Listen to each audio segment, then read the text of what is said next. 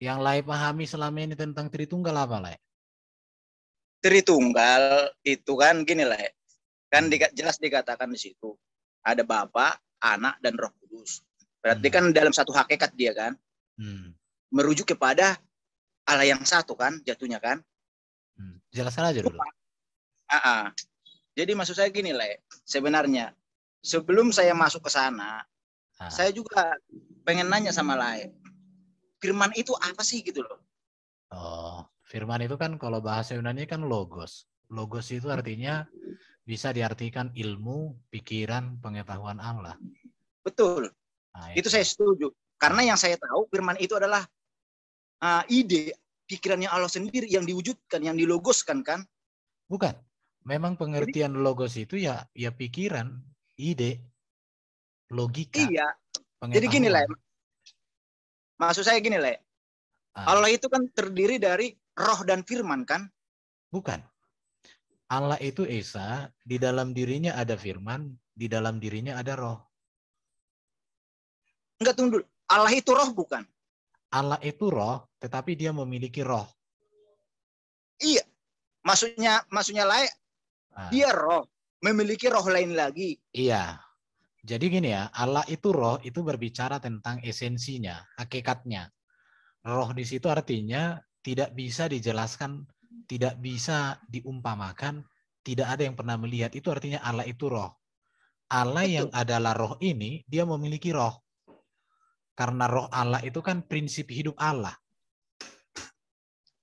Jadi beginilah, kalau kita masuk ke sains sedikit ya. Manusia ini kan diciptakan segambar dan serupa dengan Allah kan. Kita gambaran dari dia kan di dunia ini.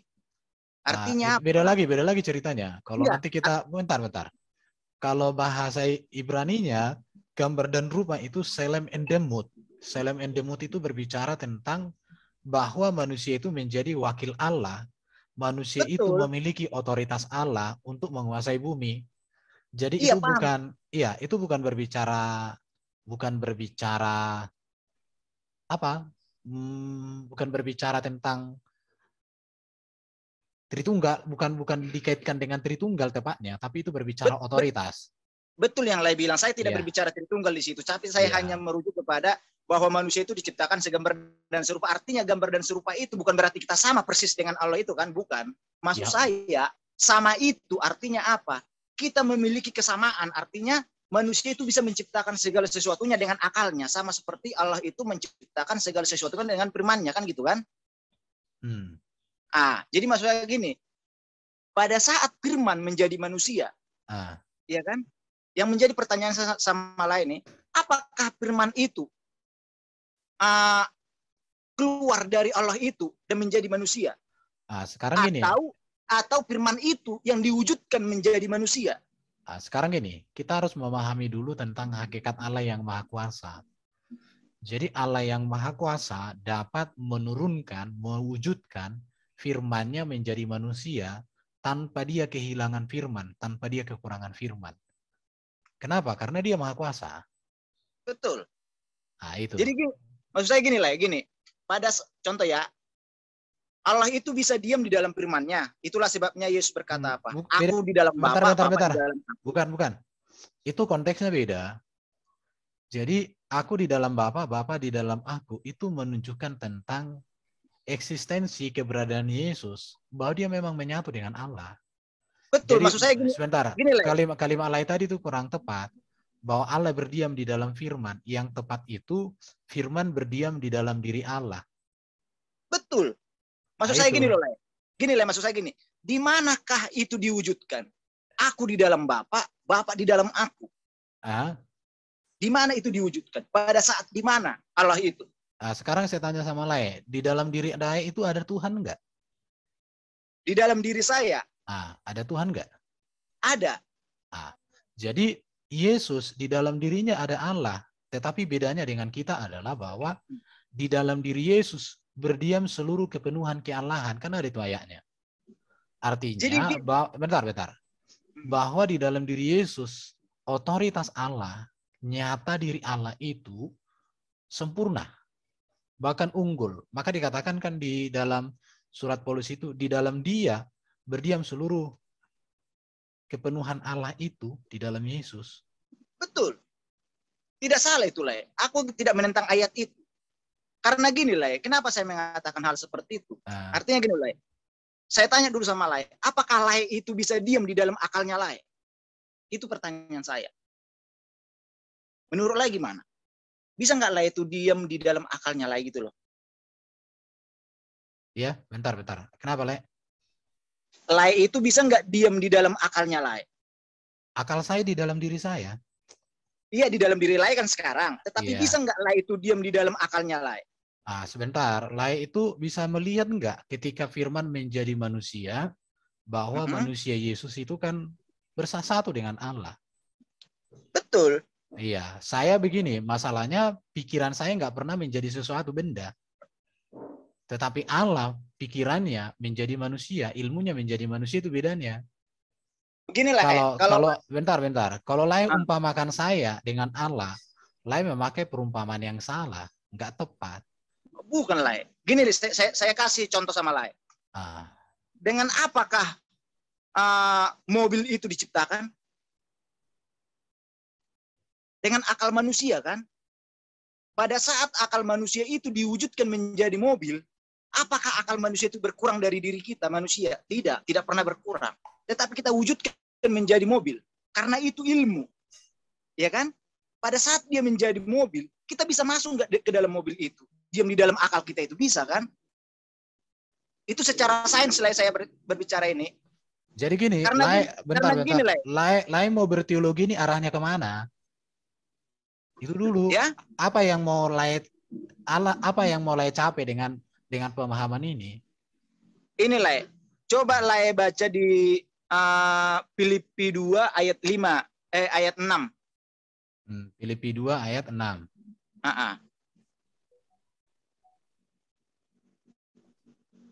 Ya, apa yang mulai sampaikan dari sini? Nih, kan dibilang di sini yang walaupun dalam rupa Allah tidak menganggap kesetaraan dengan Allah itu sebagai milik yang harus dipertahankan. Ayat 7-nya, melainkan telah mengosongkan dirinya sendiri dan mengambil rupa seorang hamba dan menjadi sama dengan manusia. Yeah. Bagaimana caranya Lai menjelaskan ayat ke-7 itu? Firman menjadi manusia. Ya jelas, Yesus kan ketika dia menjadi manusia yang sempurna. Bahkan dia menjadi hamba. Artinya Yesus itu tidak mempertahankan sifat keilahiannya demi menyelamatkan manusia, demi menjadi korban yang sempurna untuk penebusan. Nggak ada masalah dengan ayat ini. Gini lah. Dikatakan kan di situ apa? Telah mengosongkan dirinya sendiri. Iya. Apakah yang dikosongkan itu? Jadi gini, kalau mau dicek lagi pengertian mengosongkan diri di sini, artinya Yesus tidak mempertahankan keberadaannya sebagai anak Allah, sebagai yang berkuasa, sebagai yang memiliki otoritas atas hidup itu. Makanya ini dikaitkan dengan Yesus ketika Yesus berbicara dengan Petrus, kan? Ketika Petrus mengambil apa itu, pedang, dibacok telinga. Jangan kamu pikir bahwa aku tidak bisa meminta dari Bapa malaikat untuk menyertai aku untuk mengadakan sebuah gerakan. Tetapi Yesus tidak melakukan. Itu artinya bahwa Yesus yang adalah utama di atas semua, di dalam dia berdiam, otoritas kuasa Allah itu dia tidak pertahankan. Dalam konteks itu. Jadi beginilah, kalau saya lagi nih ya, Allah telah mengosongkan dirinya sendiri. Artinya apa? Allah itu kan roh, kan? Tidak. Artinya bentar. Lai di ayat ini kan nggak ada dikatakan Allah mengosongkan diri. Kan ini melainkan telah mengosongkan dirinya sendiri. Iya, siapa yang mengosongkan diri? Kan Allah sendiri di sini. Bukan, yang mengosongkan diri itu Yesus. Ya? Yang mengosongkan diri itu Yesus. Begini loh, dan mengambil rupa seorang hamba. Jadi gini, Bang. Oke, iya, bentar. Kalau dikatakan, yang mengambil rupa seorang hamba itu siapa di sini? Siapa di situ? Iya, yang mengambil rupa sebagai seorang hamba itu siapa? Siapa di situ? Apakah Allah Bapa atau Yesus? Allah Bapa, Pak. Berarti ada kesalahannya di sini. Kalau ini Allah Bapa, maka Lai tidak tunduk kepada ayat, karena jelas dikatakan di sini Yesus yang mengosongkan diri. Mengosongkan diri namanya kan inkarnasi. Jadi Yesus dalam hakikatnya sebagai firman yang menjadi manusia, yang di dalam kemanusiaan, dia memiliki otoritas yang diberikan Allah untuk keselamatan, bahkan otoritas untuk memberikan kehidupan. Semua kemuliaan, keagungan yang Bapa berikan kepadanya itu dia tanggalkan. Dia kesampingkan hal itu demi dia melaksanakan tugas yang dikehendaki Bapa bagi penebusan. Beginilah, karena dikatakan di sini ia telah merendah dan mengambil rupa seorang hamba. Iya, artinya, siapa? Bentar. Coba kita lihat ya. Hendaklah kamu dalam hidupmu bersama menaruh pikiran dan perasaan yang terdapat juga di dalam Kristus Yesus. Itu ayat 5 ya. Perhatikan ayat 6. Yang walaupun dalam rupa Allah tidak menganggap kesetaraan dengan Allah itu sebagai milik yang harus dipertahankan. Betul. Siapa di sini yang mengosongkan diri? Siapa di sini? Kalau saya membaca ayat ini makanya jangan dipotong dulu ya. Yang mengosongkan diri itu adalah Allah sendiri. Artinya berarti, apa? Artinya udah salah. Udah salah. Pada saat dia mengosongkan dirinya, ya siapa yang dikosongkan dirinya itu? Kan? Kalau gitu, nggak konsisten tadi. Tadi mengatakan, bentar. Itu lari kemana-mana. Tadi mengatakan setuju bahwa Yesus adalah firman Allah. Betul. Oke. Sekarang firman Allah menjadi manusia. Iya. Bisa nggak bedakan firman Allah menjadi manusia dengan Allah sendiri menjadi manusia? Bisa bedakan itu? Oh enggak. Beginilah. Pada saat Allah diam di dalam dirinya Yesus sebagai rohnya, Allah itu tidak pernah berubah wujud Yang dijadikan menjadi manusia tubuhnya itulah firman-Nya, diwujudkan menjadi firman-Nya. Dan dia menjadi rohnya. Kenapa saya katakan seperti itu? Itulah sebabnya di dalam nubuatan di Yesaya 9 ayat 6 dikatakan apa di situ? Anak yang lahir itu akan disebut. Iya. Penasihat ajaib, Allah yang perkasa, Bapa yang kekal, Raja damai. Artinya apa? Tidak dikatakan di situ Yesus yang perkasa, anak yang kekal, tetapi Allah yang perkasa dan Bapa. Berarti apa? Kenapa dikatakan dia sebagai Allah? Kenapa dia dikatakan sebagai Bapa? Karena memang Allah itu dan Bapa itu ada sebagai rohnya dia di dalam diri Yesus itu. Nanti coba belajar lagi tentang Bapa yang kekal di situ. Bapa yang kekal itu menyatakan seluruh perkenanannya, rencananya bagi keselamatan manusia. Bukan mengartikan bahwa Yesus adalah Bapa sendiri. Bukan itu artinya di situ. Coba nanti bandingkan dengan berbagai penafsiran lain tentang hal itu. Jadi, karena begini, bentar. Jadi di sini kesalahannya.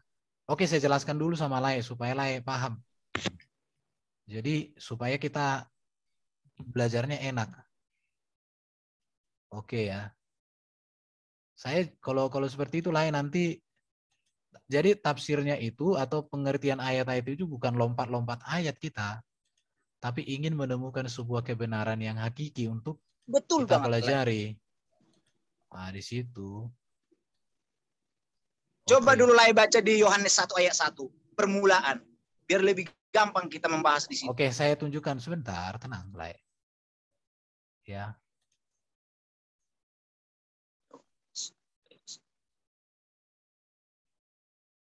Ntar lagi cari data aku.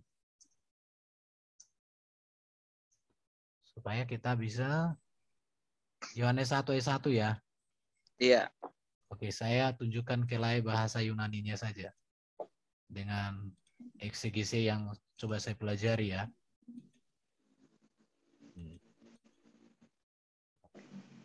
Kita belajar dulu ini. Oke, pada mulanya adalah firman. Ya. NRK, N, Logos. Kalau di sini pada mulanya di sini sebenarnya ini kata benda.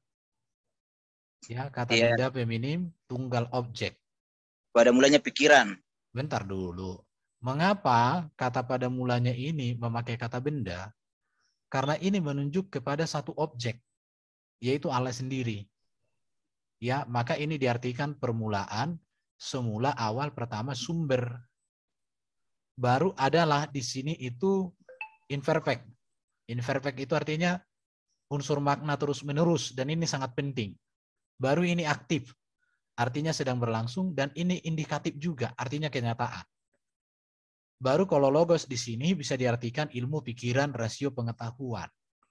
Dengan memperhatikan teks Yunani, maka kalimat pada mulanya adalah firman dapat diartikan di dalam permulaan itu, ya, di dalam permulaan ada itu firman, dan adanya itu terus menerus, ya. Jadi firman Allah terus menerus ada di dalam permulaan.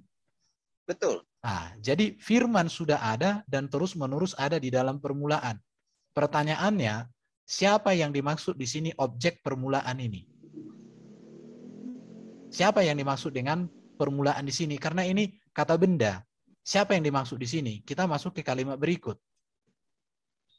Bahkan dikatakan, dan itu firman bersama-sama Allah. Aihologos and prostonteon. Kalimat itu, kalimat firman itu bersama-sama dengan Allah dapat diartikan, dan itu firman sudah ada. Kalau di sini ada kan, bersama-sama ini, artinya di sini terus menerus ada, terus menerus nyata, bersama itu Allah. Jadi kata permulaan di sini, ini objek menunjuk kepada Allah itu sendiri. Jika kalimat kedua ini dipadukan dengan kalimat pertama, maka tepat diartikan bahwa firman sudah ada, dan terus menerus ada dan nyata sejak dari permulaan, yaitu di dalam diri Allah. Iya. Di situ. Jadi pada mulanya dalam teks ini adalah Allah sendiri. Dengan demikian maka firman sudah ada dan terus menerus ada dan nyata di dalam diri Allah. Betul. Allah sang permulaan segala sesuatu. Hal ini ditegaskan dalam kalimat berikut. Ya, dan Allah adalah itu firman. Kai, theos, and hologos. Dari data tersebut, maka kalimat firman itu adalah Allah. Lebih tepat diartikan, firman itu nyata, ada, berada, tinggal, sedang, dan terus-menerus ada di dalam Allah. Jadi sebenarnya 4 kalimat ini esensinya sama, satu. Tetapi mengapa penulis Injil Yohanes mengulang-ulang ini? Karena ini dasar dari seluruh teologi Yohanes. Maka saya katakan begini, kalau orang salah memahami Yohanes pasal 1 ayat 1 sampai 18, kalau orang gagal memahami Yohanes 1 ayat 1 sampai 18, maka seluruh bangunan teologi Yohanes tidak akan bisa dipahami dengan tepat. Jadi mengapa di dalam ayat 1 dan 2 ini satu topik itu diulangi sampai 4 kalimat? Intinya satu, firman Allah di dalam dirinya ada, di dalam Allah yang Esa, firman itu terus-menerus ada. Ini dulu basicnya. Jadi ini kerangka seluruh teologi Yohanes di dalam 5 kitab yang ditulisnya itu dasarnya di sini. Hal ini ditegaskan lagi dalam kalimat berikut. Firman pada mulanya bersama Allah. Firman itu ada terus-menerus ada nyata di dalam permulaan atau sejak permulaan. Dan permulaan itu adalah Allah. Dari sinilah maka kesimpulan iman Kristen, firman bukan ciptaan. Karena firman kekal di dalam Allah. Dan Allah menciptakan segala sesuatu oleh firman. Dan itu nanti dipertegas di kalimat berikut. Jadi makna kalimat pada mulanya adalah firman. Firman itu bersama-sama dengan Allah. Dan firman itu adalah Allah. Ia pada mulanya bersama-sama Allah. Ini adalah bersama-sama dalam teks Yunani sama itu semua. Paham sama. Saya. Itu. Jadi adalah itu semua sama, Emi. Ya. Oke. Jadi firman itu ada terus ada tinggal di dalam Allah sejak permulaan. Dan permulaan itu sendiri adalah Allah.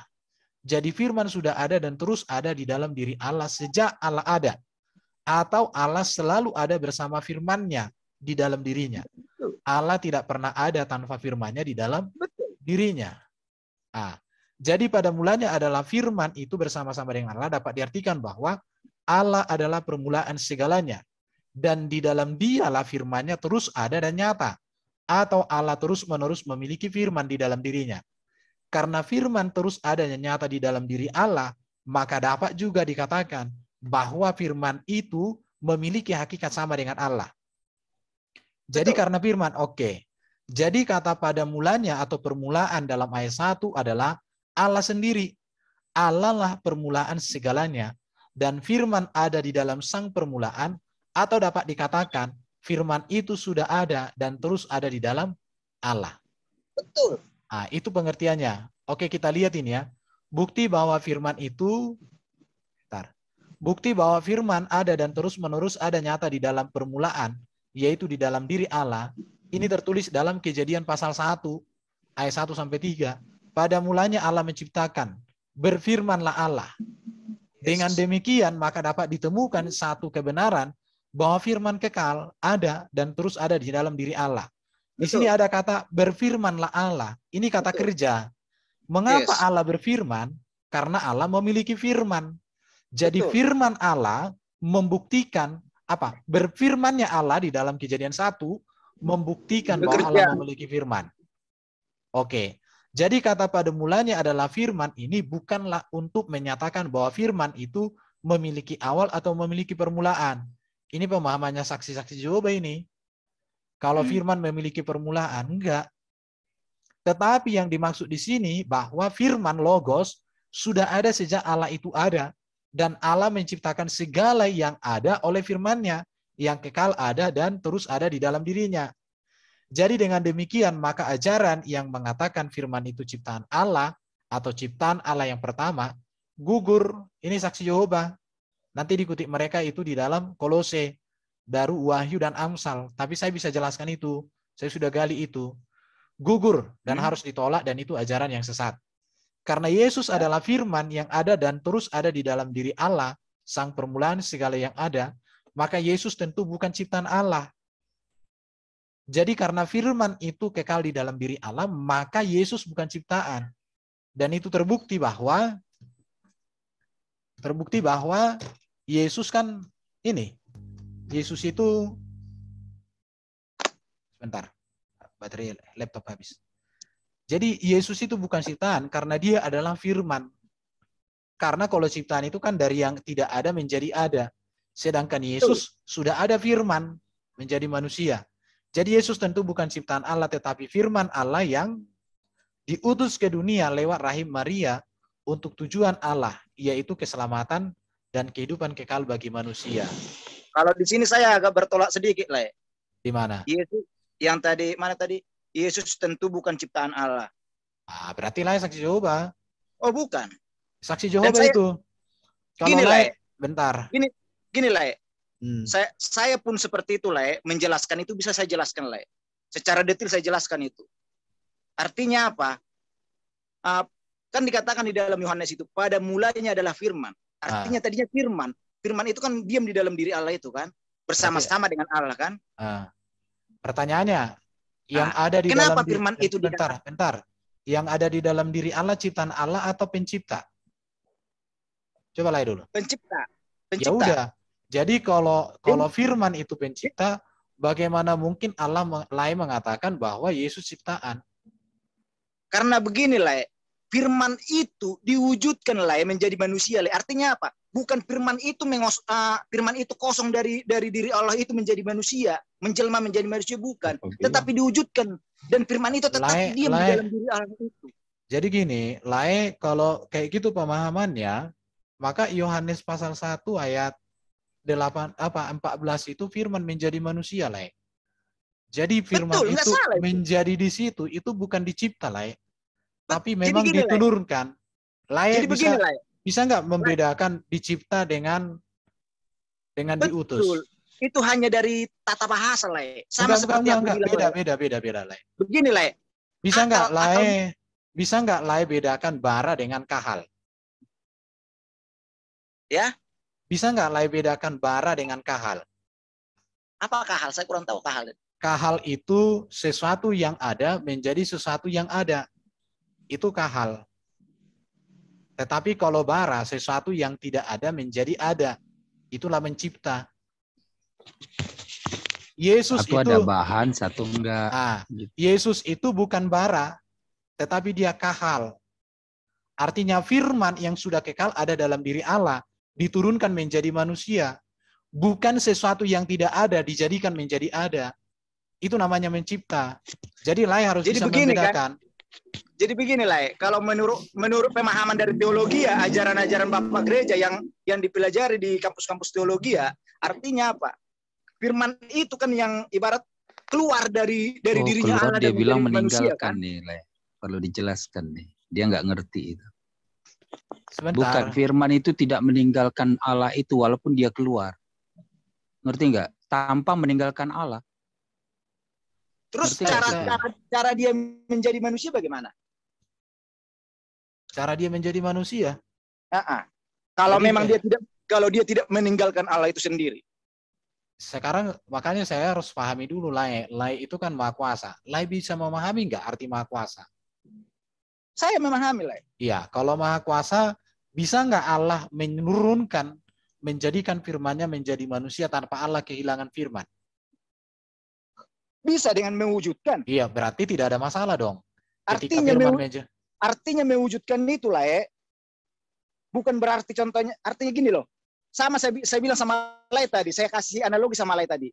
Bisa nggak akal saya ini menjadi mobil? Bisa. Jangan dulu pakai situ. Beda Lai. Akal Lai jadi mobil, prosesnya panjang. Betul. Cuma Allah tidak perbedaan berubah. manusia, jadi manusia dengan Allah itu, dengan Tuhan itu.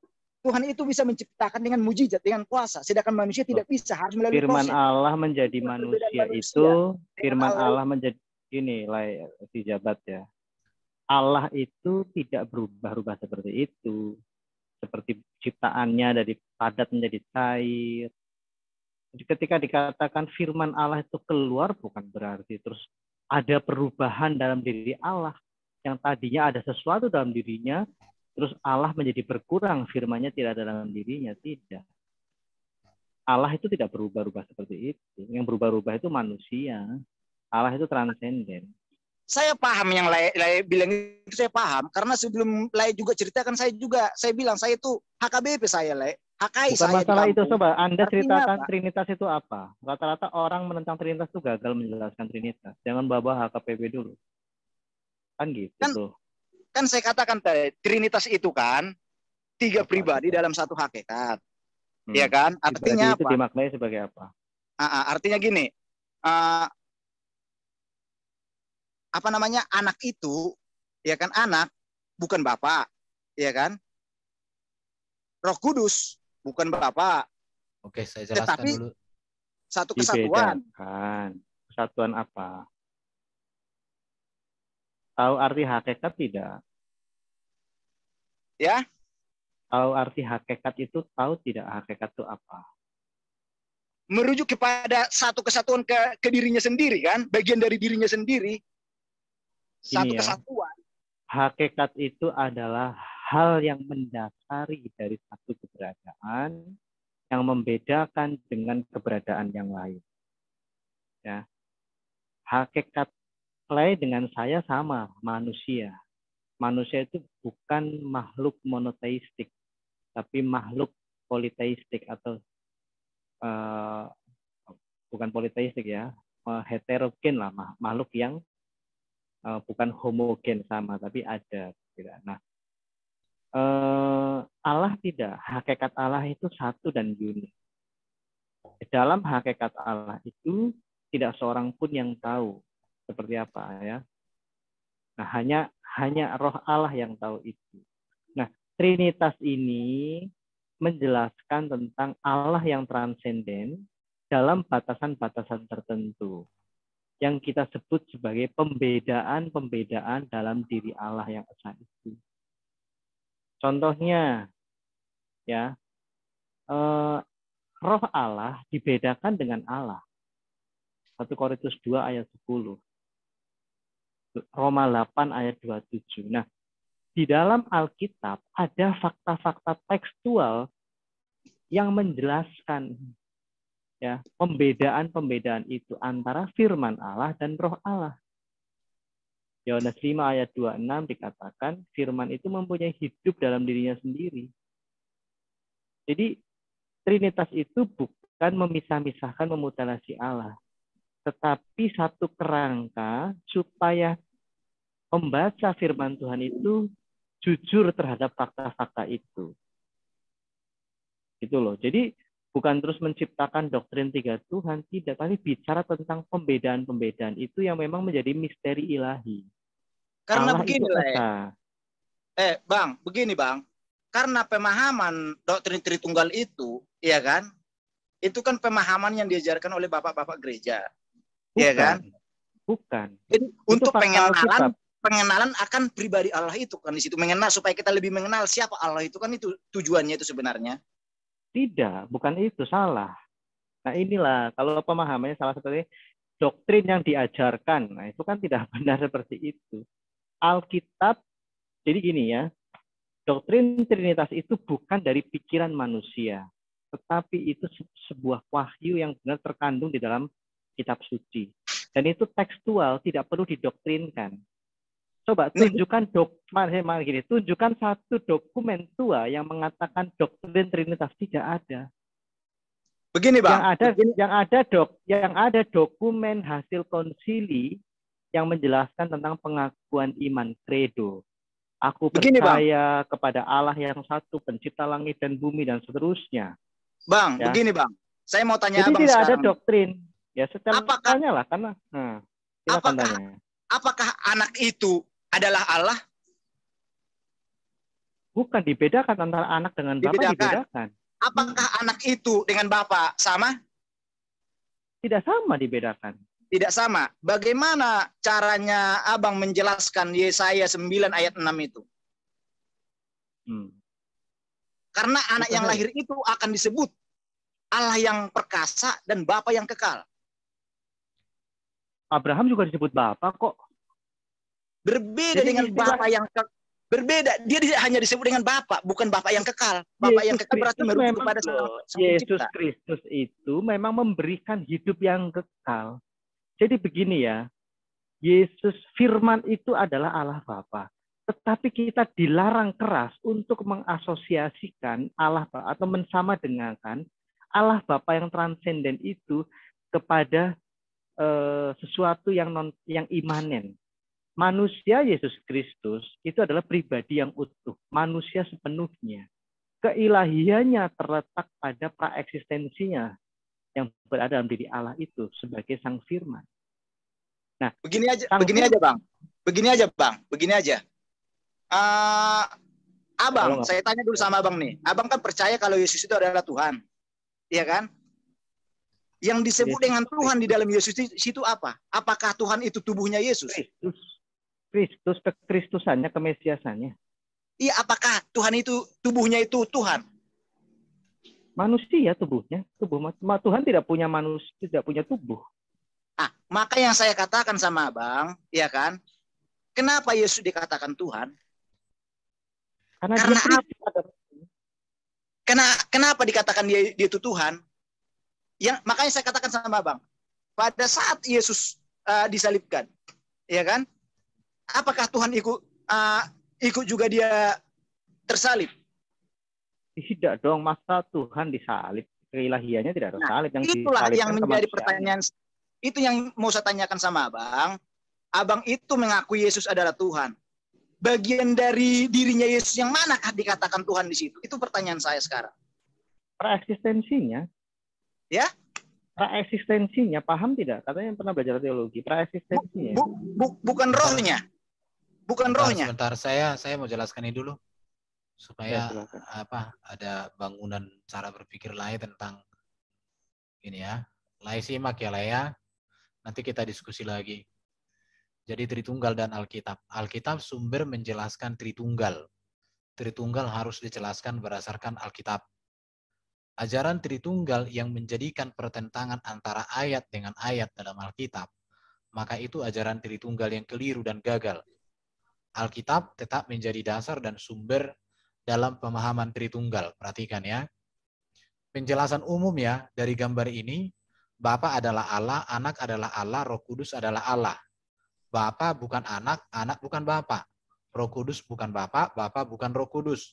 Roh Kudus bukan anak, anak bukan Roh Kudus. Ini kalau kita lihat di beberapa penjelasan ini ya. Tetapi ini ya, sebentar. Ini ya. Jadi ini ada tulisannya ini. Is not itu ya. Is gitu ya. Tapi orang banyak salah memahami hal ini, maka saya coba menjelaskan hal ini dengan lebih sederhana. Fakta Alkitab Allah itu Esa. Banyak sekali ayat-ayat Alkitab yang berbicara tentang Allah itu Esa. Bahkan dalam konteks PB, di tulisan Paulus, itu sangat menegaskan tentang keesaan Allah. Jadi kalau orang mengatakan Tritunggal itu apa? Katanya doktrin apa? Paulus itu menyembah 3 Tuhan dari kalian itu katanya. Itu orang-orang yang gagal paham. Nggak ngerti apa yang diomongkan dan tidak mau mengerti untuk menerima penjelasan. Di dalam ajaran Paulus menegaskan tentang Allah yang Esa. Terus bagaimana Allah yang Esa ini dipahami, bagaimana Allah yang Esa ini diartikan sebagai Tritunggal. Ini yang harus kita pelajari. Apa kaitan Tritunggal dengan Allah yang Esa? Tritunggal tidak pernah bertentangan dengan Allah itu Esa. Tetapi Tritunggal itu rumusan bapak-bapak gereja menjelaskan kebagaimanaan Allah yang Esa itu bersama firman dan rohnya. Mengapa ada anak Allah dan mengapa ada roh Allah? Apa hubungan firman Allah dengan Allah? Apa hubungan roh Allah dengan Allah? Apa hubungan anak Allah dengan Allah? Itu yang mau dijelaskan. Bukan berbicara jumlah. Tapi kan polemikus kan seringkali berbicara jumlah di sini. Kita lihat ya. Bapa adalah Allah. Penjelasannya, Bapa itu dipanggil. Bapa ini kan panggilan kepada Allah. Atau Allah itu dipanggil Bapa. Bapa itu Tuhan itu sendiri yang Esa. Dan ini tidak terbatas, tidak terjangkau oleh pikiran manusia. Jadi begini, tunggu dulu Bang. Nah, Tadi kan di sini kan ada Bapa dan Allah di sini, ya kan? nah, Allah itu kan nama. mana Ya kan? Allah itu? Allah itu bukan nama. Tunggu dulu, Le. Allah itu bukan Allah nama. itu nama sebutan kepada Tuhan loh. Bukan nama. Bapak bukan itu nama. istilah Bukan nama. panggilan. Bukan. Bapak itu Balik. panggilan loh, istilah yang digunakan kepada Oke, Bapak dan anak. nanti gini. Ini fokus dulu ke sini. Nanti saya jelaskan semuanya itu. Saya punya materi untuk itu. Jadi jangan dulu lari kemana-mana. Fokus dulu ke sini. Jadi Bapa itu panggilan kepada Allah atau Allah itu dipanggil Bapa. Bapa itu adalah Tuhan YHWH itu sendiri yang Esa. Ini tidak terbatas. Ini kan YHWH ini kalau hurufnya huruf besar semua. Tidak terjangkau pikiran manusia. Allah itulah Bapa yang memiliki firman dan roh dalam hakikat dirinya. Kejadian 1 ayat 1 sampai 3, Yohanes 1 ayat 1 sampai 3. Kita jujukan ya. Jadi ini Allah, firman dan roh itu ada dalam dirinya. Saya pakai gambar seperti ini hanya untuk menjelaskan. Saya setuju dengan gambar yang ini juga. Gak masalah buat saya. Bang, tunggu dulu Bang. Kalau dari gambar ini berarti Allah itu berbeda. Ibarat Allah itu berbeda, roh itu berbeda, firman itu berbeda. Tetapi dalam dengarkan dulu, dengarkan aja dulu saya jelaskan. Supaya nanti Lai jangan potong-potong, supaya ada informasi. Lai cerna dulu, perhatikan layar Lai, supaya Lai mengerti. Oke, jadi Allah itu Esa, di dalam dirinya ada firman, di dalam dirinya ada roh. Firman itu berbicara tentang pikiran, ilmu, pengetahuan, karena ini kan logos Allah. Dan ini kekal, saya sudah jelaskan tadi, Yohanes pasal 1, ayat 1 dan 2 itu. Baru roh Allah ini prinsip hidup yang ada dalam diri Allah. Yang oleh roh lah Allah memberikan hidup bagi segala makhluk. Saya tunjukkan data ayat-ayatnya ya. Ini. Data Alkitab Allah yang Esa itu adalah Bapa, jelas.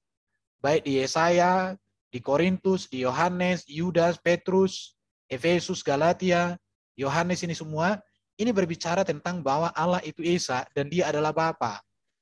Bukankah engkau Bapa kami, ya kan? Bahkan di dalam kitab Keluaran, seingat saya, di zaman Musa, Allah itu juga dipanggil sebagai Bapa. Nah, jadi Allah yang Esa itu adalah Bapa. Dasar Alkitabnya ini. Tinggal nanti Lai bisa baca, atau Lai bisa screenshot supaya bisa dapat datanya. Baru sekarang pertanyaan kedua, anak adalah Allah dikatakan. Mengapa dikatakan anak adalah Allah? Penjelasannya, anak Allah ini adalah sebutan kepada Yesus. Betul. Jadi, ya, Yesus disebut anak Allah karena ia adalah firman Allah yang menjadi manusia. Jadi ketika dikatakan Yesus anak Allah, tidak pernah dipahami oleh gereja bahwa Allah beranak seperti yang dipahami orang lain. Betul. Allah beranak itu ajaran yang aneh-aneh itu. Tapi anak Allah itu adalah sebutan menjelaskan tentang identitas Yesus, bahwa dia datang dan keluar dari Allah. Itu artinya anak Allah. Jadi firman Allah yang keluar dari Allah menjadi manusia yang melalui rahim perawan Maria. Jadi anak di sini adalah firman atau dabar atau logos adalah pikiran, daya kreatif, ilmu, dan perkataan daripada Bapa itu sendiri. Jadi itu artinya di sini anak adalah Allah itu karena firman Allah di dalam diri Allah. Firman Allah menjadi manusia karena dia datang dan keluar dari Allah, maka disebut anak Allah. Sama seperti saya disebut anak Medan, menunjukkan identitas saya bahwa saya berasal dari Medan. Bukan Medan lahir, kawin bapak saya sama Medan, dipeluk Medan, hamil Medan. Bukan gitu. Makanya saya katakan orang mengatakan Allah beranak itu kalau mereka nggak ngerti, ya namanya juga umat yang nggak tahu baca, ya sudahlah itu. Oke ya. Dodol mau dodol. Ah, nggak usah apa dodol Garut. Ah, jadi ya Allah adalah firman dan rohnya. Selalu saya ulang ini. Allah yang Esa memiliki firman. Jelas. Jadi firman Allah bukan ciptaan Allah, tetapi olehnya lah Allah menciptakan. Ini data-datanya saya tunjukkan ya. Firmanku keluar dari mulutku, kata Allah itu. Betul. Yohanes segala sesuatu dijadikan firman. Oleh firman Tuhan langit telah dijadikan. Oleh firman Allah langit telah ada sejak dahulu kala. Alam semesta dijadikan firman. Jadi Yesus anak Allah artinya bahwa dia adalah firman Allah yang keluar dari Allah. Enggak maknanya biologis. Oke. Saya lanjut lagi, ini data-data ini, data Alkitab bahwa Allah yang Esa memiliki firman. Firman menjadi manusia, ya. Sebelum Abraham ada, aku telah ada. Artinya bahwa Yesus adalah firman.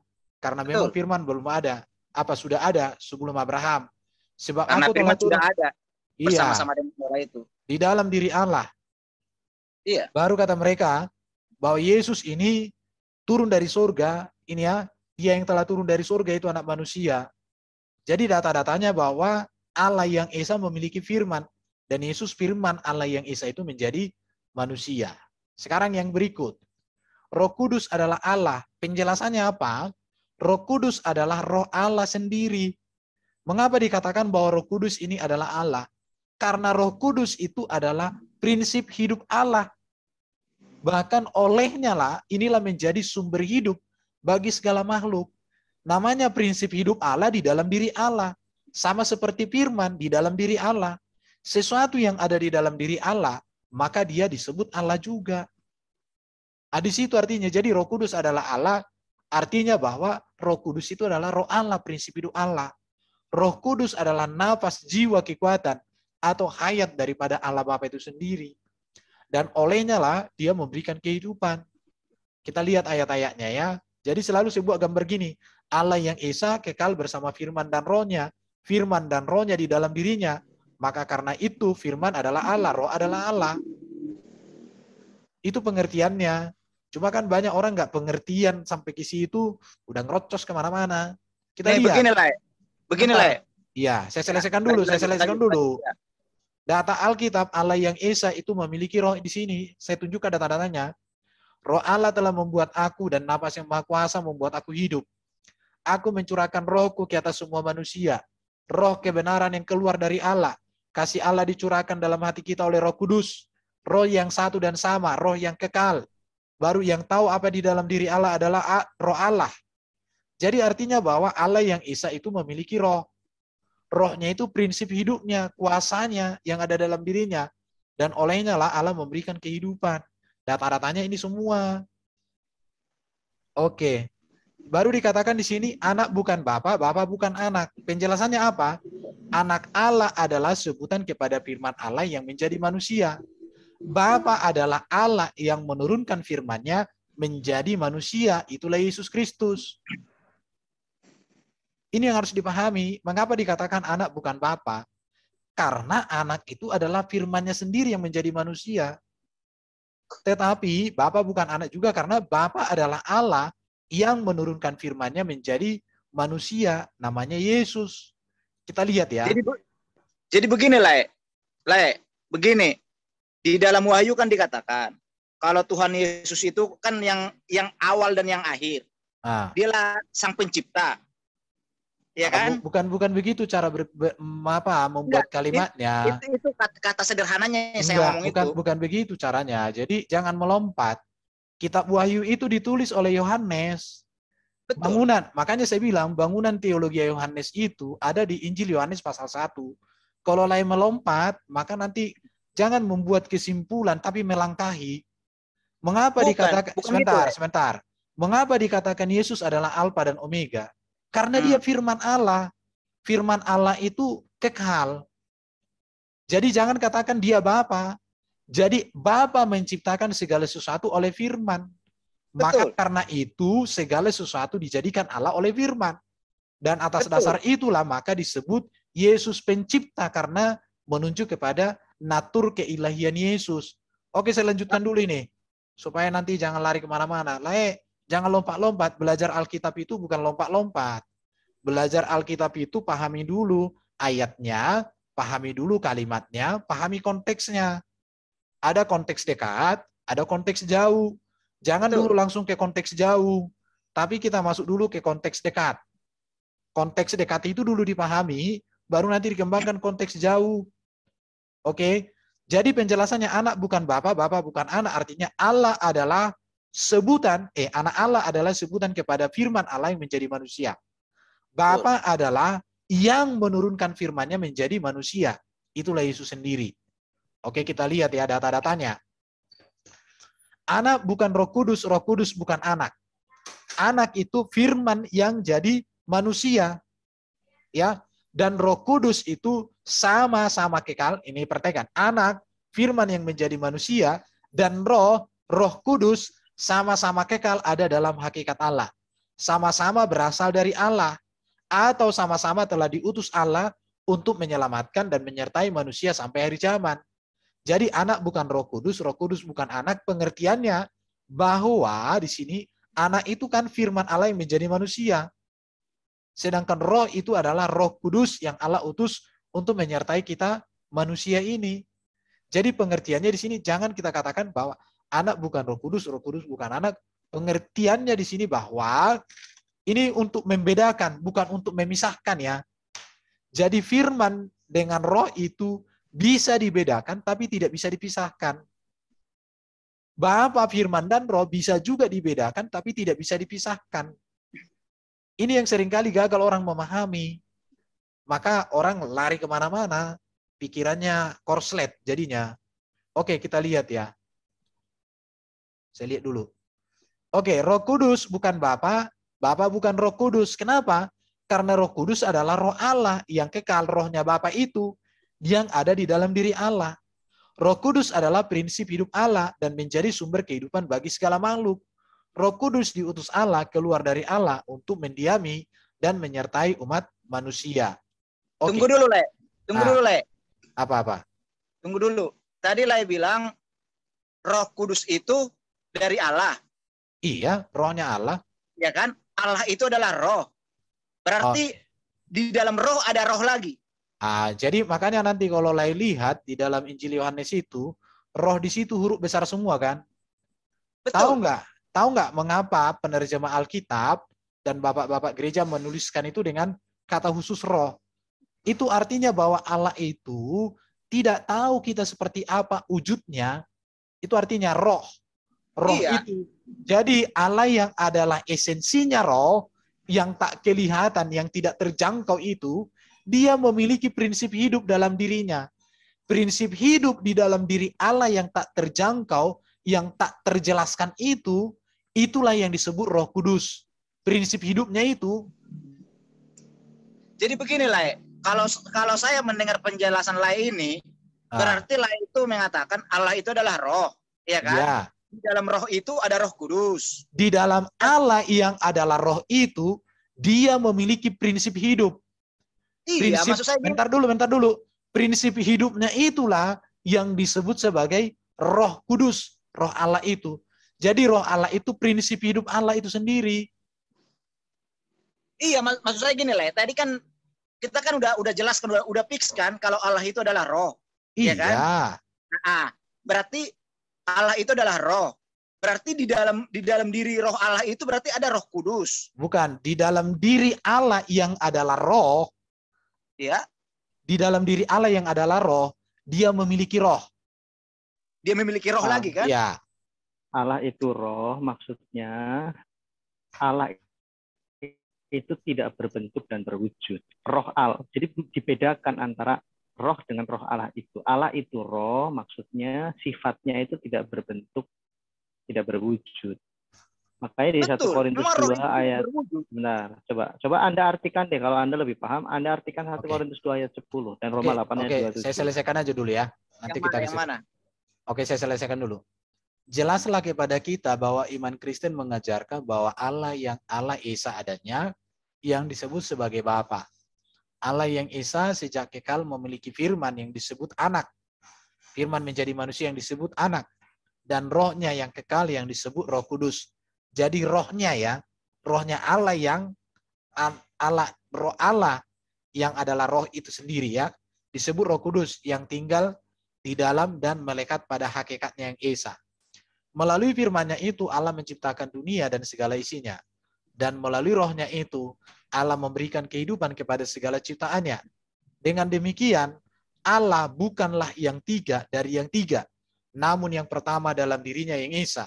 Demikian pula Allah itu bukan tiga Tuhan, namun Allah Tuhan yang Esa. Dan untuk tujuan keselamatan dan pewahyuan, firman Allah itu diturunkan ke dalam dunia mengenakan jasad daging manusia bernama Yesus Kristus. Maria bukan dianggap sebagai ilahi, namun sebagai sang pembawa sabda yang harus mendapat penghormatan. Jadi dalam iman Kristen, tidak ada ilah lain daripada Allah yang Esa.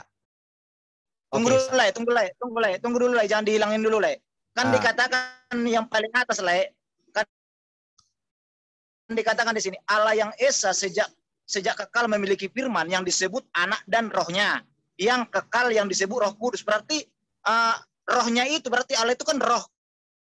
Aduh, Lai ini dari tadi udah dijelaskan, Lai. Kok Lai nggak ngerti-ngerti juga. Allah itu adalah roh. Apa artinya tadi, Bro Edo? Rohnya yang kekal yang disebut Roh Kudus. Berarti makanya suruh baca aja itu. Yohanes 8 ayat 42 dan 1 Korintus 2 ayat 10. Roma 8 ayat 27. Coba 1 Korintus 2 ini saya tunjukkan ya. Iya. Maksudnya apa nih? Coba mulai pejabat artikan. Karena kepada kita Allah telah menyatakan rohnya oleh roh. Sebab roh menyelidiki segala sesuatu. Bahkan hal-hal yang tersembunyi dalam diri Allah. Betul, tidak salah dengan ayat ini. Artinya apa di sini? Karena kepada kita Allah telah menyatakan oleh rohnya. Sebab roh menyelidiki segala sesuatu. Roh ngapain itu? Ya? Roh menyelidiki segala sesuatu, bahkan menyelidiki apa? Yang tersembunyi dalam diri Allah. Berarti roh menyelidiki Allah, betul? Roh yang tersembunyi di dalam diri Allah. Artinya apa? Di dalam diri bukan Allah itu salah. Apa yang tersembunyi? Salah, kalimatnya salah. Roh menyelidiki apa? Segala sesuatu. Bahkan hal-hal yang tersembunyi dalam diri Allah. Artinya apa? Apa yang tersembunyi di dalam diri Allah itu? Bukan masalah yang tersembunyi. Apa yang tersembunyi? Sebentar dulu, jangan ke situ dulu. Berarti roh menyelidiki Allah, betul? Bukan roh menyelidiki Allah, bukan. Artinya kalau merujuk dari ayat ini, roh menyelidiki Allah. Nih ya, sebab roh menyelidiki segala sesuatu. Ya kan? Allah telah menyatakan oleh rohnya. Artinya apa? Ini kata ini, Bang, merujuk kepada roh manusia, Bang. Yang bagaimana kita untuk mengenal, menyelidiki segala sesuatu. Jadi untuk mengenal apa yang tersembunyi. Ini roh apa? Ini roh huruf besar. Coba artikan, ini roh manusia atau roh Allah ini? Ini roh huruf besar kan? Inilah yang saya bilang. Begini, Bang. Coba bentar. Baca lagi dulu baik-baik. Baca pelan-pelan. Nah, ini jadi dibedakan antara roh dalam diskusi di sini bukan menang dan kalah ya, tapi Lai coba dulu membangun kerangka berpikirnya, pahami dulu ayat itu, dibaca dulu. Kalau aku dulu waktu belajar hermeneutik, satu ayat itu baca 10 kali dulu. Saya balik deh kalau masih karena bingung kepada ayat ini. Kita Allah telah menyatakan oleh roh. Gini, saya balik. Sekarang begini ya. Coba baca ayat 27, artikan. Tunggu dulu. Enggak, yang tadi jangan. Nih, saya baca ya. Dan Allah kita telah menyelidiki hati. Coba baca Dan lagi dulu. Allah yang menyelidiki hati nurani mengetahui maksud roh itu, yaitu bahwa ia sesuai dengan kehendak Allah berdoa untuk orang-orang kudus. Ya. Ini Bang. Benar ya. Dan Benar. oh tadi saya salah Benar. tadi mengatakan roh manusia. Mohon maaf. Dan Allah yang menyelidiki hati nurani, ya kan? Mengetahui maksud roh itu, ya kan? Yaitu bahwa ia sesuai dengan kehendak Allah berdoa untuk orang-orang kudus. Sebentar Bang, sebentar. Oke, saya aja yang baca deh, Dan Allah yang menyelidiki hati nurani mengetahui, ada kata kerja di sini, mengetahui maksud roh. Iya. Roh punya maksud dan Allah mengetahui maksud roh. Ada hubungan antara Allah dengan rohnya. Dan tadi juga di 1 Korintus 2 ayat 10 ada hubungannya antara roh kepada Allah. Roh menyelidiki Allah. Dalam doktrin Trinitas, jangan langsung terjebak kepada ada 3 pribadi, bukan. Doktrin Trinitas bicara tentang fakta-fakta Alkitab. Ada dalam tanda kutip pembedaan dalam diri Allah yang kita tidak ketahui. Kalau saya dengan roh saya tidak merasa roh saya ini bisa berkata-kata dengan saya. Saya tidak bisa menyelidiki roh saya karena saya manusia. Saya juga tidak bisa mengirimkan firman saya keluar dari diri saya dan menjadi entitas yang terpisah, gitu kira, seperti terpisah. Saya tidak bisa mengasihi firman saya. Tetapi fakta-fakta Alkitab antara Allah, firman Allah, dan roh Allah ada pembedaan yang seolah-olah berbeda pribadi, tetapi di dalam satu hakikat. Nah, doktrin Trinitas itu pada konteks kita harus jujur kepada fakta tekstual. Doktrin Trinitas itu bukan membuat ajaran di luar Alkitab. Doktrin Trinitas itu bicara tentang prinsip pembedaan dalam diri Allah. Begini Bang, begini. Saya tahu maksudnya Abang di situ. Abang, roh ini kan merujuk kepada Roh Kudus kan? Jangan tanya saya, kita harus sepakat ini roh siapa dong? Enggak, makanya saya katakan sama Abang, makanya saya selalu kemarin saya sharing juga saya bilang sama Pendeta Anwar Jan juga bahwa Roh Kudus itu, ya kan? Roh Kudus itu adalah malaikat. Kenapa saya katakan seperti saya punya referensinya itu? Udah, kita jangan baca itu. Kita baca fakta 2 ayat ini. Allah menyelidiki roh. Ya ini, Allah ya, Roma 8 ayat 27. Allah mengetahui maksud roh. Ada hubungan antara Allah dengan rohnya yang seolah-olah berbeda. Karena roh punya maksud, bahkan dikatakan bahwa ia, maksudnya roh, sesuai dengan kehendak Allah tuh. Ada kehendak Allah. Betul. Berdoa, roh siapa berdoa. Roh di situ? Roh, ya Roh Kudus dong. Semua orang Kristen tahu Kudus, dong. Kan? Roh Kudus kan? Maka itu yang menjadi saya perlu jelaskan sama Abang. Roh itu ada 2 Bang. Roh yang kudus dan roh yang jahat. Fakta, saya nggak mau ke situ. Fakta tekstual saja. Betul. Anda menyangkal ayat ini tidak? Saya tidak menyangkal ayat ini, tetapi ada perbedaan. Kata roh di sini Bang. Repot kita. Tapi gini, kata roh di sini bukan menyatakan roh dirinya Allah itu, bukan. Roh siapa dong? Roh di sini menyatakan Roh Kudus. Abang harus ketahui Bang, di dalam iman kita Bang, roh itu ada 2 Bang. Roh yang kudus dan roh yang jahat. Siapakah roh yang kudus itu? Adalah malaikat yang kudus. Alkitab kita sama tidak sih sebenarnya sih? Sama. Sama ya, betul yang Abang bilang. Saya akuin Bang. Makanya saya Bang, tahu nggak Bang? Saya menentang semua paham-paham doktrin Tritunggal, Trinitas, Oneness, Sabellian, dan lain sebagainya. Selama dia menyatakan Roh Kudus itu adalah Allah sendiri, karena itu akan bertentangan dengan ayat yang saya tunjukkan nanti ini. Ini saya tunjukkan. Dikatakan di Kisah Rasul 5, ketika Rasul Petrus itu, Ananias dan Safira itu mendustai Allah dan dia mendustai Roh Kudus. Sama disamakan. Yang kurang betul, apa? Karena Roh Kudus adalah wakil dari Allah itu sendiri. Tidak ada kata-kata wakil, tidak ada. Betul. Itu hanya sebagai bahasa saya untuk Ya menjelaskan, nggak Bang. bisa, janganlah itu tafsir dong, jangan seperti itu. Nih, saya buka di sini nanti ya. Saya buka di sini sebentar. Saya cari dulu ayatnya.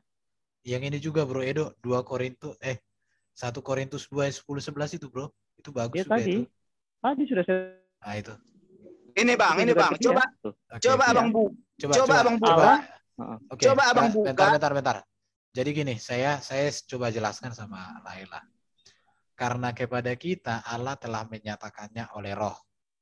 Sebab Roh menyelidiki segala sesuatu.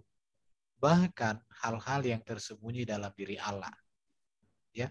Jadi Roh menyelidiki segala sesuatu, bahkan hal-hal yang tersembunyi dalam diri Allah. Pertanyaannya begini.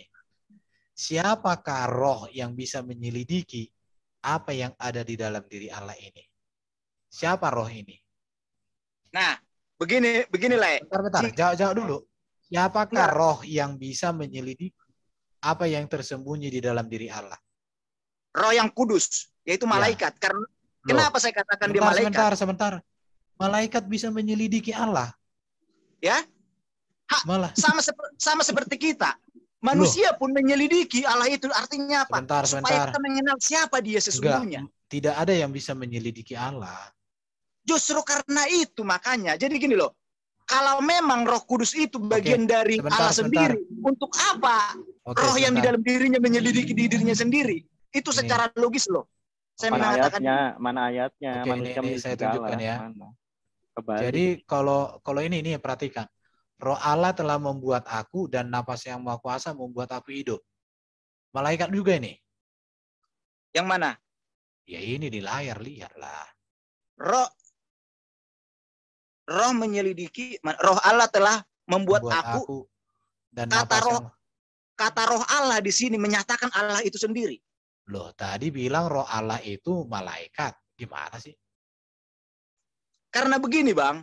Itulah saya kurang paham juga cara penulisan Alkitab ini seperti apa ya. Loh, jangan gitu dong. Ya kalau kayak gitu bikin aja lah kitabmu sendiri. Bang, begini Bang, Abang jangan salah loh. Tahu nggak, sama seperti manusia. Roh manusia, rohnya malaikat, bagian dari Roh Allah itu sendiri yang diberikan. Maka kita diciptakan dari yang kekal. Bagian dari Roh Allah itu maka kita kekal. Waduh. Begitu loh. Jadi harus memahami konteks di situ. Nanti gimana? Bentar. Gimana kamu bisa memahami lagi nanti ayat mengatakan tidak ada seorang pun yang mengatakan menolak Yesus. Tidak ada seorang pun yang percaya kepada Yesus sebagai Tuhan dan Juru Selamat kalau bukan Roh Kudus. Betul, karena Roh Kudus adalah pembawa berita. Kau bilang tadi bahwa hidup manusia itu adalah Roh Kudus. Bagaimana dengan orang yang tidak percaya kepada Yesus? Berarti ada dong Roh Kudus, Roh Allah di dalam diri mereka. Tapi mereka kok menolak Yesus? Coba, Le. Begini, Bang. Ini babak begini, Bang. Semua ayat itu. Begini, Bang. Roh malaikat itu, roh adalah roh. Berbeda dengan roh kita, Bang. Artinya berbeda itu apa? Malaikat itu kudus. Dia tanpa noda. Sedangkan manusia, ya kan sudah jatuh ke dalam dosa. Tidak ada, itu tafsir lah, jangan bahas tafsir di sini. Betul. Ya. Ini kita ya betul jangan bahas tafsir gini, Pak. Saya tanya sama Abang dulu. Bagaimana kita bahas ayat saja? Maka dari tadi tunggu dulu. Saya mau nanya sama Abang. Bagaimana Abang apa makna dari nama Tuhan Yesus? Bisa nggak Abang jelaskan apa itu Tuhan Yesus? Gini, Bang, kita membahas. Jangan lari-lari. Allah. Bawalah ayat, jangan bawa tafsiran seperti itu. Dari tadi kami sudah sharing puluhan ayat nih ya. 1 Yohanes 3, barang siapa menuruti segala perintahnya, ia diam di dalam Allah dan Allah di dalam dia. Dan demikianlah kita ketahui bahwa Allah ada di dalam kita, yaitu Roh yang telah Ia karuniakan kepada kita. Allah itu adalah Roh Kudus. Roh Kudus itu adalah Allah. Jadi begini Bang. Anda betul tapi tidak paham. Jadi kalau Abang merujuk ke situ, kenapa Abang berbicara seperti itu? Karena ada penjelasan dari layar bentar yang mengatakan apa? Di dalam Allah itu, Allah adalah Roh. Di dalam Roh itu ada Roh Kudus dan ada Firman. Aduh, Ya ini kan? lain suka mengurangi jangan kata-kata. kita bahas itu yang menjadi kata. problem pengenalan pribadi Tuhan itu gitu loh. Karena tidak pernah Allah itu, saya nih roh nih. Kita bahas juga arti ayat, arti kata. Kita tidak usah tafsir. Bang, sorry Le, kita nggak usah tafsir liar. Kita menggunakan makna letterlek saja, apa yang tertulis, apa yang tersurat, bukan tersirat. Di sini dikatakan, dan demikianlah kita tahu bahwa Allah ada dalam kita, yaitu roh yang telah Ia karuniakan kepada kita. Jadi terbantahkan anggapan bahwa Roh Kudus itu malaikat. Roh Kudus itu adalah Allah. Jadi sudahlah, jangan tafsir kemana-mana, tidak menyodorkan ayat.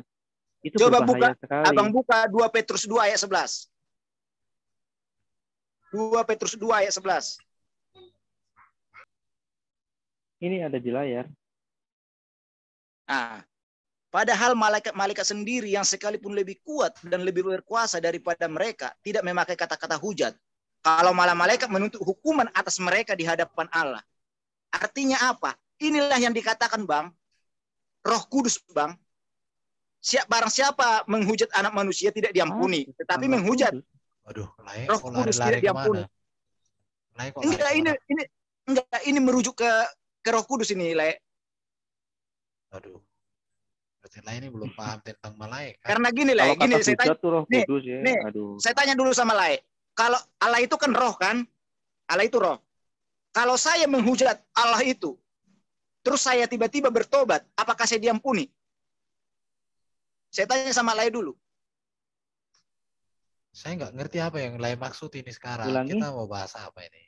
Jika saya menghujat Allah itu kan roh kan? Jika saya menghujat Allah itu, menghujat dia, apakah tiba-tiba saya bertobat dan mengakui dia adalah Tuhan saya? Apakah dosa saya diampuni? Kalau Roh Kudus masih menginsafkan Anda diampuni. Masalahnya Anda mendengar nggak suara pertobatan yang Roh Kudus suarakan?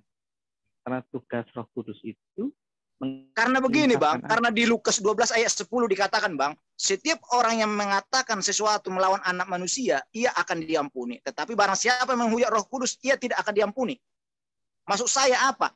Lebih tinggi manakah esensinya Roh Kudus dengan Roh Anda Allah tahu itu sendiri? konteksnya tidak? Itu ayat itu, Roh Kudus itu untuk menyatakan keselamatan, menginsafkan dunia.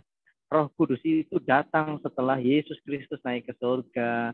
Tujuannya apa? Supaya memimpin orang dalam kehidupan keselamatan rohani. Karena yang diselamatkan roh kita dulu, kebenaran. Jadi memahaminya harus komprehensif, tidak comot-comot seperti itu. Paham saya itu Bang. Tidak paham, Anda tidak paham. Anda tidak paham. Apa yang Abang katakan saya paham. Cuma itu lari dari kenyataan kebenarannya, Bang. Bukan, Anda yang tidak benar. Anda mengatakan Roh Kudus itu malaikat, sudah saya bantah tadi. Anda bantahlah ayatnya. Makanya tadi saya tanya, Alkitab mana yang Anda baca gitu. Ayat-ayat Anda tadi yang disodorkan. Kita sama, Bang. Nggak berbeda, Bang. Sama. Udah. Jadi gini, Lai itu gini. Lai itu kerangka berpikirnya itu susah saya untuk memahaminya. Lai bilang Roh Kudus malaikat. Itu aja udah salah. Nanti kalau bahas malaikat saya punya materi. Malaikat itu ada 3 pemimpinnya.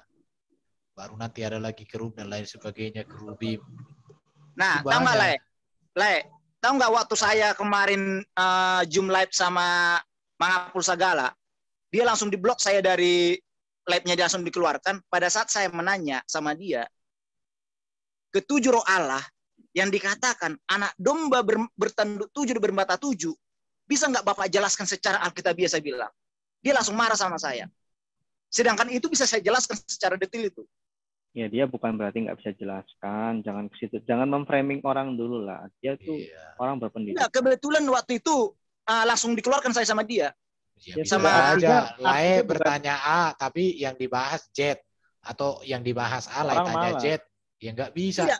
Kayak gini aja, Lai. Bentar, nggak begitu cara belajar. Jadi kita harus belajar itu, pahami dulu satu topik, tuntaskan. Kayak tadi kan, kita berbicara tentang siapa Yesus, tapi lari kemana-mana. Tapi gini, kita mengikuti, tapi lari lagi kemana-mana. Sekarang Begini, kita Le. kembali ke topik awal aja. Iya, Jadi kembali Lai ke topik awal. sudah memahami dulu Allah itu Esa, memiliki firman, memiliki roh. Setuju dulu? Setuju. Oke. Begini, Le. Maksud saya gini, Le. Bentar Maksud dulu. gini. Kalau dia Enggak. setuju, yang saya butuhkan jawabannya setuju dulu. Kalau Lai sudah setuju, berarti nggak ada masalah. Kita lari ke topik berikut. Diulangi. Jadi gini, kalau bicara itu Lai, kalau sudah benar, jangan ada lagi tapi. Iya, itu nggak dewasa kayak gitu kalau diskusi. Benar, tapi nah itu manusia yang susah dihadapi itu berbicara. Coba. Kalau sudah benar titik gitu. Kalau benar tapi menurut saya itu namanya apa? Kita puji orang, kemudian orang itu kita banting. Kayak gitulah itu kalimatnya. Tapi kalau lah ibaratnya benar, udah titik. Jadi gini, Allah itu Esa, dia memiliki firman, dia memiliki roh. Sejauh ini sepakat dulu, sepakat. Sepakat, deal. Oke. Yesus itu adalah firman-Nya yang diturunkan, diutus menjadi manusia. Setuju? Betul. Oke. Roh Kudus adalah rohnya yang diutus untuk menyertai orang percaya. Setuju? Adalah rohnya. Iya. Rohnya ini merujuk kepada pribadi dia langsung. Ya pokoknya rohnya Allah itulah, prinsip hidupnya itu yang diutus untuk menyertai kehidupan setiap orang percaya. Karena begini, Le. Karena malaikat pun adalah bagian dari roh Allah sendiri, Le. Nggak ada itu malaikat bagian dari roh Allah. Saya nggak tahu. Sebentar, di mana ayatnya malaikat bagian dari roh Allah? Begini, Le. Enggak. Kalau lain mau bahas Alkitab, tunjukkan dulu ayatnya. Karena saya nggak percaya kepada omongan lain. Saya percaya kepada ayat Alkitab. Coba berikan dulu datanya di mana bahwa malaikat itu bagian dari roh Allah. Karena malaikat itu berasal dari Allah sendiri. Malaikat itu ciptaan, Le. Betul. Iya. Roh Allah. Berarti lain ini roh Allah itu bukan ciptaan Allah. Roh Allah itu prinsip hidup Allah. Betul. Kalau roh Allah itu bukan ciptaan. Tapi sekarang gini, Lai bilang bahwa roh Allah itu prinsip hidup Allah. Prinsip hidup Allah itu bukan ciptaan. Sedangkan malaikat itu ciptaan. Ini sudah dua hal yang berbeda. Gimana sih Lai ini? Begini Bang, kalau Abang bilang roh Allah itu adalah bagian dari roh Allah itu sendiri, saya di situ kurang sepakat, Le. Emang siapa yang bilang roh Allah bagian dari roh Allah? Lah ini nggak bisa memahami. Saya bilang tadi, roh Allah itu adalah prinsip hidup Allah yang ada kekal di dalam diri Allah. Betul. Oke. Ya sudah, nggak ada masalah. Sejauh ini sudah selesai. Sudah selesai pembicaraannya. Tapi ngomong-ngomong kita nanti jam 9.30 kita udahnya, kita besok mungkin kita lanjut sore ya. Ya, sekarang pun sudah. Jadi gini. Saya lagi di kantor saya, soalnya di kantor ini mau pulang sebenarnya. Ya udah, jadi artinya ini Jadi Lai harus memahami dulu, tadi udah dijelaskan, Allah itu roh, artinya bahwa dia tidak berwujud, tidak terbatas, itu artinya di situ. Betul. Allah yang tak terbatas ini, Allah yang tak tahu wujudnya seperti apa ini, dia memiliki prinsip hidup. Prinsip hidupnya itulah yang disebut dengan roh Allah. Baru kalau malaikat itu ciptaan Allah. Di mana bahwa malaikat itu diciptakan Allah untuk melayani dirinya. Ada yang memimpin puji-pujian, Lucifer. Ada untuk memberitakan kabar baik, Gabriel. Ada yang pemimpin untuk perang, itu Mikael. Ada untuk menjaga kekudusan, ada namanya kerub, ada kerubim, dan lain sebagainya. Itu ciptaan, Le. Begini, Le, saya tanya Le dulu nih. Ada nggak roh jahat? Roh jahat itu adalah malaikat yang memberontak kepada Allah. Itu roh jahat. Roh Kudus itu adalah roh Allah. Kalau roh yang jahat itu adalah iblis yang membangkang itu malaikat, maka roh yang kudus itu siapa? Roh Allah. Kok bisa berbeda? Kok bisa roh kudus itu diam di dalam di dalam roh Allah itu, sedangkan roh yang jahat itu terpisah dengan Allah itu. Lah ini kalimatnya nih, siapa yang bilang Roh Kudus diam di dalam roh Allah? Heran aku lihat kau. Kan tadi kan Lai bilang kalau Allah itu kan roh, ya kan? Ah, dan di dalam roh itu ada Roh Kudus. Lai ini enggak connect. Kau catat dulu, kau catat. Ada kertas enggak di situ? Kau catat dulu. Allah itu roh di situ artinya Allah itu tidak ada wujudnya, Allah itu tidak terbatas, Allah itu maha kuasa, itu artinya Allah itu roh. Allah yang tak terbatas, Allah yang tak tahu wujudnya seperti apa ini, dia memiliki prinsip hidup. Prinsip hidupnya itulah yang disebut dengan roh Allah. Udah, mengerti? Ya. Ya sudah. Kalau malaikat itu ciptaan. Malaikat ini udah dijelaskan secara detail. Kalau mau bicara malaikat, mau bicara tentang roh jahat, belajar angelologi. Iya. Beda karena dengan roh Allah, beda jauh itu. Betul yang Lai bilang itu. Jadi maksud saya gini loh, Lai. Jadi gini, kalau udah betul, kenapa ada lagi ada tapi? Lai jangan biasakan berbicara bersayap. Maksud saya gini, itu dipatahkan dulu itu. Maksud saya gini, Lai. Iya. Ada dua roh. Tetapi dalam arti dua roh ini bukan berarti hanya dua saja, bukan. Karena malaikat itu jadi gini, kenapa disebut roh jahat? Tahu nggak artinya roh jahat? Malaikat itu kan semua kan malaikat itu juga kan wujudnya roh kan? Iya. Baik Gabriel, baik Mikael, baik Lucifer, kan itu kan roh juga malaikat itu. Betul. Jadi mengapa disebut bahwa Gabriel itu juga roh adanya, nggak bertubuh seperti kita? Jadi mengapa kemudian yang membangkang ini disebut roh jahat? Ya karena dia sudah jahat. Malaikat semuanya roh. Iya. Tak bertubuh seperti kita. Oke? Betul yang Lai bilang itu. Saya nggak menyangkal itu. Iya jadi udah, gini, kalau udah betul kenapa selalu bersayap? Jadi begini Lai. Aku gini. Kalau udah benar, kalau udah betul, nggak ada lagi tapi titik. Jadi gini, enggak. Maksud saya gini loh. Like inilah. Kan? Bro Richard dari gereja mana sih, Bro? Ada roh. Katanya AKBP, tapi AKBP kok enggak kayak gitu. Inilah yang perlu saya luruskan, Le. Udah saya bilang sama Le. Le enggak perlu. Gini. Le enggak usah meluruskan doktrin Tritunggal. Le harus meluruskan diri sendiri sekarang. Justru karena itu, Le, saya tahu enggak, Le? Saya itu bergumul selalu sama Tuhan. Ya Tuhan, kenapa Engkau datang kepada aku untuk menyampaikan semua ini sama aku?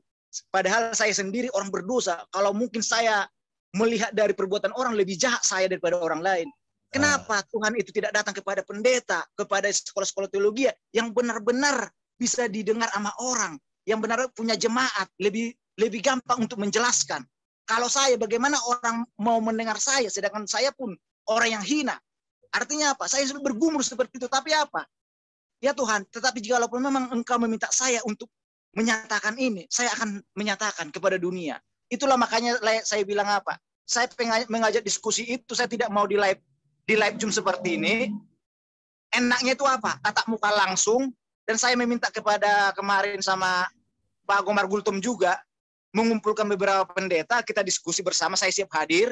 Begitu juga Pak Anwar Jen juga bagi penerjemah di LI juga, saya juga WA dia supaya kita diskusi, tetapi tidak ada tanggapan sama sekali. Karena saya tidak mau membuka ini di live gitu loh. Karena apa? Ini menyangkut iman kita. Jangan sampai iman kita itu contohnya ada pertentangan diketahui oleh banyak orang, kan itu maksud saya. Apalagi bisa nanti serangan balik kepada kita, iman kita. Itu makanya saya selalu mengajak untuk diskusi tatap muka langsung gitu, Le. Saya di Jakarta, Le, di Jakarta Timur.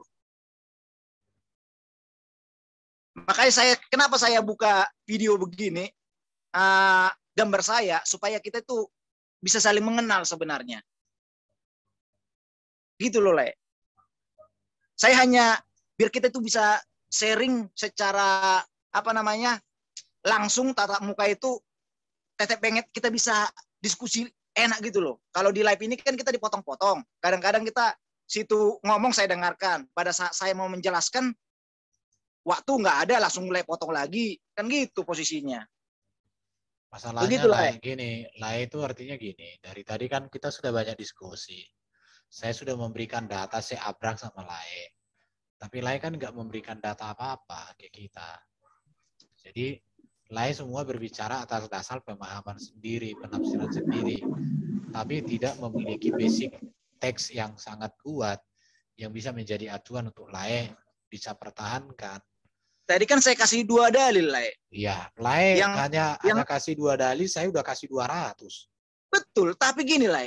Yang 2 dalil ini pun dari tadi, ya kan? Lai itu betul, tapi jangan gitu. Kalau udah betul titik.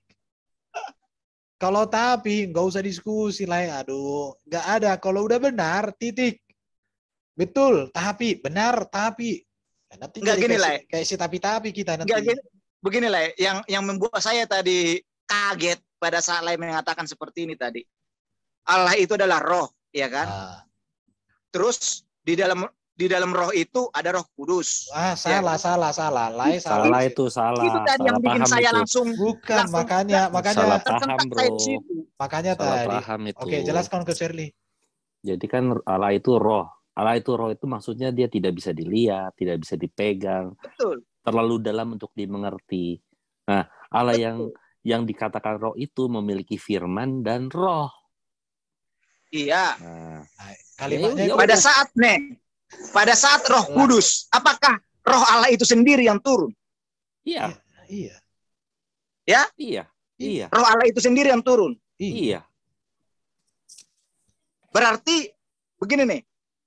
Berarti kalau menurut penjelasan dari Lai ini, pertama Allah menciptakan langit dan bumi, ya kan? Selesai lah, clear lah semua nih. Terus diturunkanlah. Kalau mau bicara Allah menciptakan langit dan bumi, coba baca Kejadian. Iyalah, di dalam Kejadian 1 dan seterusnya kan. Maksud saya gini, pada selesai itu semua, baru diturunkanlah firman-Nya untuk menggenapi firman-Nya, itu Yesus. Oke, kita lihat data-datanya ya. Supaya Lai harus belajar komprehensif lah. Gak ngomong-ngomong Lai di mana sih? Kalau di Jakarta boleh kita ketemu Lai. Aduh, saya tadi antar berantah di dalam dunia apologi ini kita itu nggak perlu diketahui orang.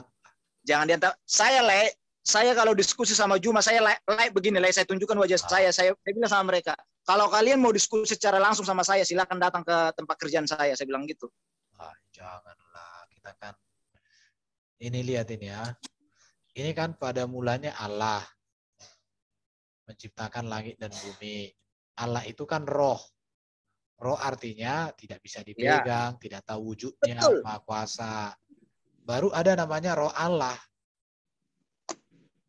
Roh Allah ini kan prinsip hidup Allah, kuasa Allah.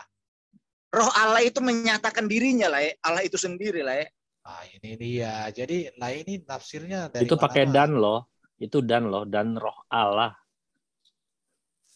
Betul. Iya. Ya kalau udah betul, jangan lagi. Roh Allah itu dari tadi itu menyatakan dirinya. Dari tadi betul. Bahwa dia itu berwujud roh, gitu loh. Allah itu kan, makanya saya katakan sama Lai, Allah itu begini ya.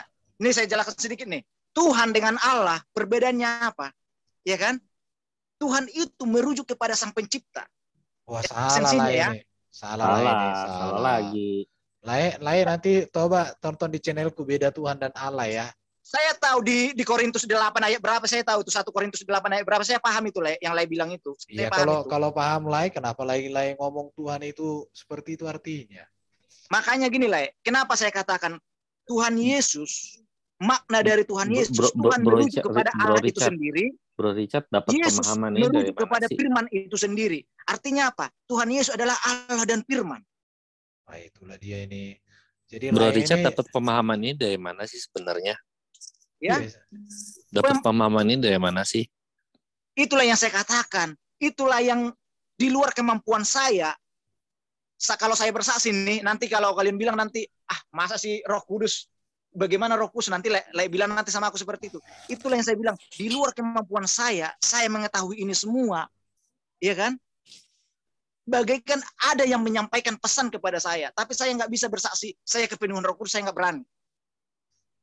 Karena hanya cukup saya sajalah yang tahu. Yaudah, gitu loh. Makanya saya pengen menguji ini semua. Gitu nanti Lai malam sebelum tidur berdoalah.